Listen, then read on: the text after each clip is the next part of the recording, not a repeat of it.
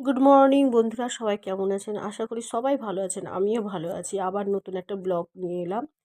এই যে ঘুম থেকে উঠে আমার নতুন ছাদ হয়েছে, যে সেই ছাদ না অনেক বড় হয়েছে। সেখানে আমি না মর্নিং ওয়াক করি ঘুম থেকে উঠে। মর্নিং ওয়াক করি আর শেষ যখন হয়ে যায় হাঁটা, তখন লাস্টে আমি ভিডিও করি। কোথায় আর ভিডিও করব, তখন বাড়ি থেকে ভিডিও করি। ভিডিও করে আর মর্নিং মানে হেঁটে আমি উপরে চলে আসি। এসে নিয়ে সব রান্নার জোগাড় করি। কী রান্না করব তখন আমি আবার টমেটো থাকে, টমেটোটাকে কাটলাম। তারপরে সজনা আলু আর টমেটো দিয়ে খুব খেতে ইচ্ছে করছিল সর্ষে বাটা।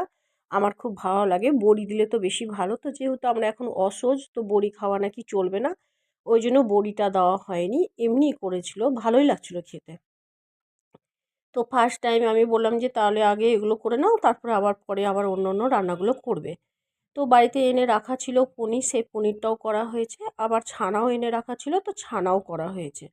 পনিরটাকে আলু দিয়ে করা হলো, সেই কাজু আর কিশমিশ দিয়ে আর লঙ্কা দিয়ে আর আর কোনো টমেটো দিয়ে ওটা করা হলো। একবারে পেস্ট করে নেওয়া হয়েছিল, যেটা ছানাতে দিবে সেটাতে পনিরও সেটা দেওয়া যাবে।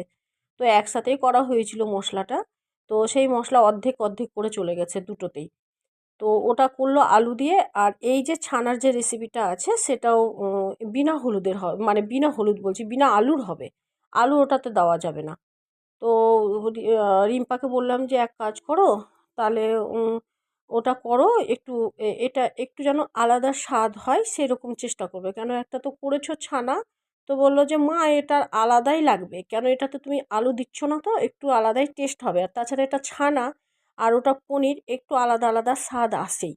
তো আমি বললাম যে ও, তো আমি বললাম যে দেখে শুনো করো, এর আগেরটা তো ভেঙে গেছিলো, এগুলো আর ভাঙবে না তো? বললো যে না, এটা আর ভাঙবে না, এটা ভালো করে করা হয়েছে। তো আর কলাইয়ের ডাল আর ছোলার ডাল একসাথে সেদ্ধ করা হয়েছে, তো ওটা সেদ্ধ করে রাখা ছিল। তো আমি আবার ওটাকে করলাম, পেস্টের মতো করলাম। পেস্টের মতো করে নিয়ে, মানে পেস্ট বলতে হাতা দিয়ে ভালো করে ওটাকে একটু ভেঙে ভেঙে দিলাম ডালটাকে। কেন ওটা না ভাঙলে না ডালটা গোটা গোটা হয়ে থাকে, সেদ্ধ হয় কিন্তু গোটা গোটা হয়ে থাকে, ঘন হয় না। তো আমি বললাম যে তুমি না ডাল ভালো করতে ফোড়ন দিতে পারো না, আমি ডালটা কিন্তু আমি ফোড়ন দেবো।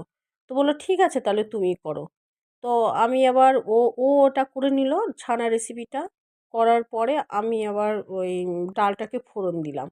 কি ফোড়ন দিলাম, ওর মধ্যে দিলাম আদার রস দিয়েছিলাম, সেটা দেখানোই হলো।